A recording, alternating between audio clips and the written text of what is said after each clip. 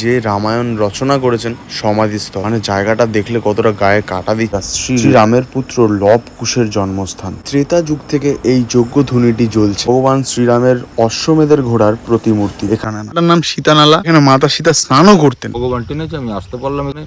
আচ্ছা, এই সেই জায়গা যেখানে ভগবান রামের জীবন কাহিনী জড়িয়ে রয়েছে। এটাই নাকি প্রকৃত তপবন। অযোধ্যায় নাকি তপবন নেই। এই হচ্ছে সেই সুন্দর দৃশ্য। বাল্মীকি মুনির আশ্রম যাওয়ার সময় আমাদের গাড়িটা গেল সুবর্ণরেখার ওপর থেকে।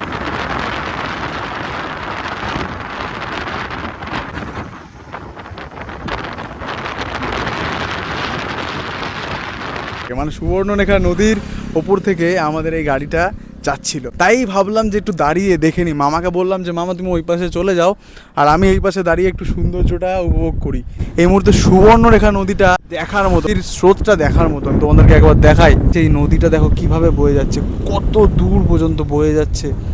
আর এখানকার হাওয়াটা উপভোগ করছি, একটা অসাধারণ ফিলিংস। যদি তোমরা এই অফবিট প্লেসগুলো ঘুরতে আসো, সুবর্ণরেখা নদীর এই ওপরে যে এই সুন্দর সেতুটা, এটা একবার ভিজিট করবে। এখন নৌকা আছে, মানে জেলেরা এখানে মাছ ধরে। দেখে নাও কিভাবে পাক খাচ্ছে। মানে যে সেতুটার ওপর থেকে যাচ্ছি তার নাম হচ্ছে জঙ্গলকন্যা সেতু। এই জঙ্গলকন্যা সেতুটার দৈর্ঘ্য 1472 মিটার। দেখো এটা উদ্বোধন করেছে মাননীয় মুখ্যমন্ত্রী মমতা বন্দ্যোপাধ্যায়। দেখো 11ই ফেব্রুয়ারি 2016 সালে। ওইদিকে সেতুর নিচে সেই সুবর্ণরেখা নদী চলে যাচ্ছে। এই হচ্ছে জঙ্গল, দেখার মতনই যায়। তোমাদের কতটা ভালো লাগছে সেটা তোমরা কমেন্টে অবশ্যই জানাতে পারো। জঙ্গলকন্যা সেতুটা, এটাকে পার করলেই জাস্ট তোমার ঝাড়গ্রাম ডিস্ট্রিক্ট। আমরা যেখানে ওয়েলকাম টু ঝাড়গ্রাম ডিস্ট্রিক্ট।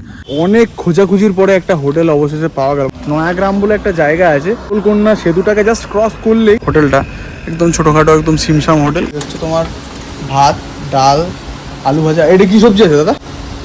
সন্না ডাঁটা আর গাজর। আচ্ছা আচ্ছা, মানে মিক্স ভেজ টাইপের। আর কি কি পাওয়া যায় তোমাদের এখানে? মাছ, ডিম সব পাওয়া যায়? কি আছে এটা? মাছের ঝোল। এই সবজি ভাতের দাম কত দাদা? মাছ ভাত 70 আর তোমার হচ্ছে সবজি ভাত 50। মানে রিজনেবল দাম আছে, এমন কিছু বেশি। রান্না ভালো? এই মেদিনীপুরে এমনি রান্না ভালো হয়। আমার 145 টাকা। মামা এখানে মাছ খেয়েছে, ডিম খেয়েছে, নিরামিষ ভাত খেয়েছে, আর একটা জলের বোতল। একদম রেট, একদম জেনুইন রেট নিয়েছে।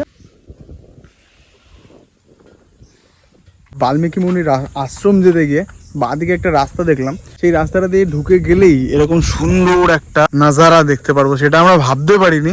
আমরা জাস্ট ওই রাস্তাটা দেখতে পাচ্ছ তোমরা, ওইখান থেকে জাস্ট আমরা একটু ঢুকে গেছি, এই রাস্তাটা ধরে এগিয়ে এসেছি। আর এতটা সুন্দর এখানে মানে লেক আমরা দেখতে পারবো, আমরা সেটা ভাবতে পারিনি এত সুন্দরভাবে। তার জন্য ওভারফ্লো হলে ওখান থেকে বেরিয়ে যাবে, সেরকম একটা রাস্তা করা আছে। এই হচ্ছে আমাদের গাড়ি, এখানে রাখা আছে গাড়িটা। ভাবতে পারিনি, জাস্ট এটা মানে ফ্রিতে পাওয়া যেরকম বলে না সেরকম। এখানে একটা বোর্ড দেখে, নীল রঙের একটা বোর্ড দেখে রঙ্গিয়াম কিছু লেখা ছিল, তো সেটা দেখে আমরা জাস্ট ঢুকেই এত সুন্দর একটা ভিউ আমরা দেখতে পাবো। যদি বলো অফবিট কোনগুলোকে বলে, তাহলে এগুলোকে অফবিট বলে, কারণ এখানে একজনও মানুষজন নেই, সচরাচর কেউ জানেও না, কেউ এখানে আসেও না।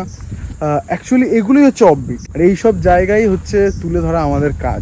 এই লাল মাটির রাস্তা, কি দারুণ লাগছে লেকটা।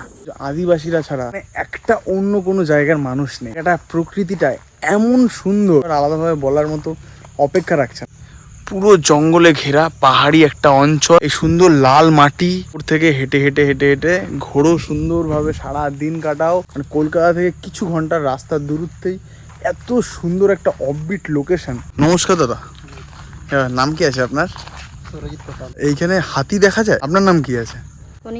আপনারা এখানেই তো থাকেন। কোথায় গেছিলেন, কি কাজ করতে? ও জমির কাজ, মানে চাষবাস করেন নাকি? নয় নাকি? কোন ধান হয় এখানে? এই জন্য এরকম ইলেকট্রিক পোল দেওয়া আছে। এগুলো থেকে যেন বুনো হাতিরা না বেরিয়ে চলে। Elephant crossing zone.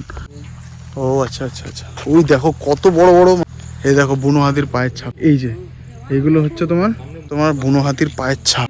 জমিতে চলে আসে নাকি? বাড়িতেও চলে যায়? তা তোমরা তাড়াও কিভাবে ওগুলোকে? মশাল দিয়ে তাড়া দেয়?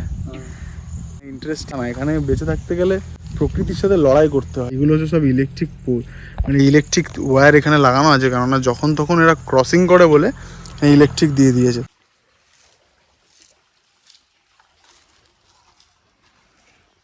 আমরা পৌঁছে গেছি সেই বাল্মীকি মুনির আশ্রম।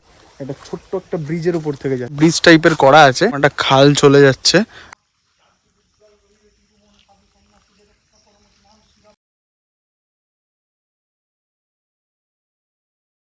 যে বাল্মীকি যে রামায়ণ রচনা করেছে তার সমাধিস্থল কিন্তু এইখানে, একটা লব কুশের জন্মস্থান। ঠিক আছে, ধনির যজ্ঞ কুণ্ড, আর এটা হচ্ছে সীতাধনী জ্বলছে, আর এটা হচ্ছে ভগবান শঙ্করের মন্দির। এবার তোমাদেরকে দেখাই আমি মাতা সীতার মন্দির। মানে এখানে শান্ত স্নিগ্ধ একজন মানুষও এখানে নেই, এই জায়গায় একটা মানুষও নেই, এই জায়গাটা পুরোপুরি ফাঁকা। এতটা মূল্যবান জায়গা কিন্তু এই জায়গাটা পুরোটাই ফাঁকা। সীতা আছে, রাম আছে, লব আছে এবং কুশ আছে। রঘুনাথপুর ঝাড়গ্রামে অবস্থিত। এটা হলো মাতা সীতার মন্দির, যেমনকি তোমরা দেখতে পাচ্ছ। আর বাঁদিকে যেটা দেখছো এটা হচ্ছে একটা বটবৃক্ষ, এটা অনেক বছর পুরনো। আর এই জায়গাটা আরো আশ্চর্যময়, আরো ইন্টারেস্টিং। এটা হলো সেই বাল্মীকি মুনি যে রামায়ণ রচনা করেছেন সমাধিস্থল। মানে জায়গাটা দেখলে কতটা গায়ে কাটা দিচ্ছে ভাবতে পারো তোমরা। আর তারই পাশে আছে আরো আশ্চর্যময় জায়গা, শ্রীরামের পুত্র লব কুশের জন্মস্থান। আরো মান্যতা আছে ত্রেতা যুগ থেকে এই যজ্ঞ ধুনিটি জ্বলছে। এই সেই ভগবান শ্রীরামের অশ্বমেধের ঘোড়ার প্রতিমূর্তি এখানে এখনো পর্যন্ত নিদর্শন পাওয়া যাচ্ছে।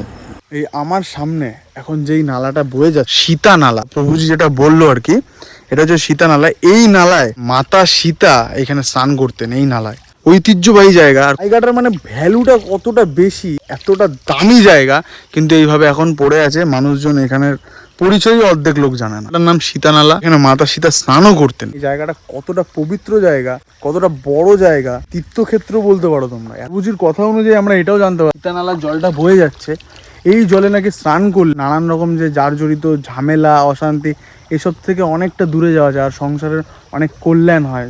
এই প্রভুজি আমাদেরকে বললো। দুর্দান্ত জায়গা। একবার এসে তো আমি ফেল হয়ে গেলাম, ঝাড়গ্রাম থেকে আমি ব্যাক করে চলে গেলাম, তো এবার আমাকে ভগবান টেনেছে, আমি আসতে পারলাম এখানে। আর জায়গাটা যতটা ভালো ভেবেছিলাম তার চাইতে অতি উন্নত মানের জায়গা। চারদিকে জঙ্গল জঙ্গল জঙ্গল, মানে নিস্তব্ধ, জলের আওয়াজ ছাড়া আর কোনো দ্বিতীয় কোনো শব্দ নেই, জল আর পাখির ডাক। একদম নিঝুম পরিবেশ, অন্ধকার হয়ে আসছে, আমাদের এখান থেকে বেরোতে হবে। এখন এখানে থাকার ব্যবস্থাও নেই, থাকা যাবেও না।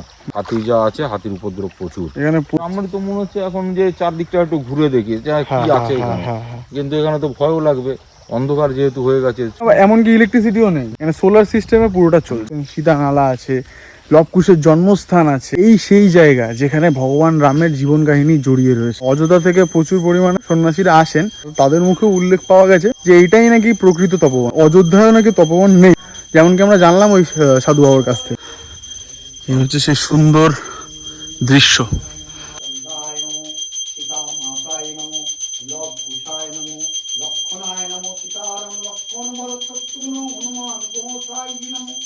गुरु ब्रह्मा गुरु विष्णु गुरुदेव महेश्वर गुरु साक्षात् परम ब्रह्म तस्मै श्री गुरुवे नमो। ओम नमः शिवाय। ओम रामाय रामचंद्राय रामभद्राय वेदसे रघुनाथाय नाथाय सीताय पतये नमः। जय वाल्मीकि मुनि नमो सीता माताय नमो। लक्ष्मणाय नमो लव कृष्णाय नमो। सर्वदेवदेवाय नमो सर्वदेवताय नमो। ओम प्रभु देवताय नमो प्रभु देवी नमो। सप्तकल्पोद्भय नमो सप्तकल्पनिलयाय नमो।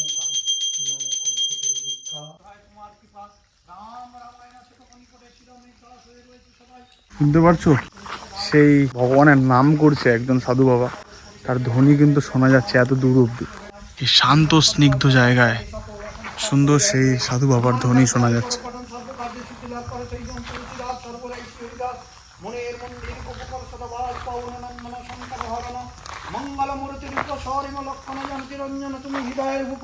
पवन नंदन प्रबल विक्रम राम अनुगत अति चालीसा समपनाय पदे था परिजन मधुई। जय हनुमान जी महाराज की जय। केसरी पुत्र हनुमान महाराज की जय। पवन पुत्र हनुमान महाराज की जय। अंजलि पुत्र हनुमान महाराज की जय।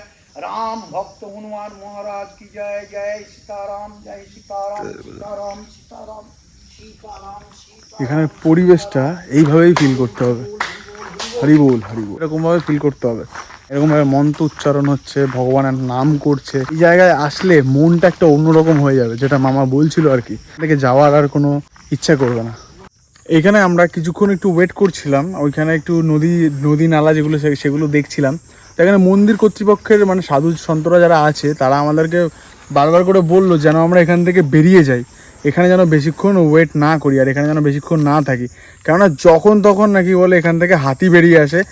আর ওনারা এমনও বললো যে মানে মাঝে মাঝে মন্দিরে ধ্বংসও করে দেয়, মানে মন্দিরের ভেতরে ঢুকে অনেক সময় ধ্বংসও করে দেয়। মানে হাতিগুলো কতটা ভয়ানক, এইখান থেকে মানে তাড়াতাড়ি বেরিয়ে যাওয়াটাই সব থেকে, হ্যাঁ যেহেতু সন্ধ্যা নামলেই যখন তখন হাতি যে কোনো বন থেকে বেরোতে পারে।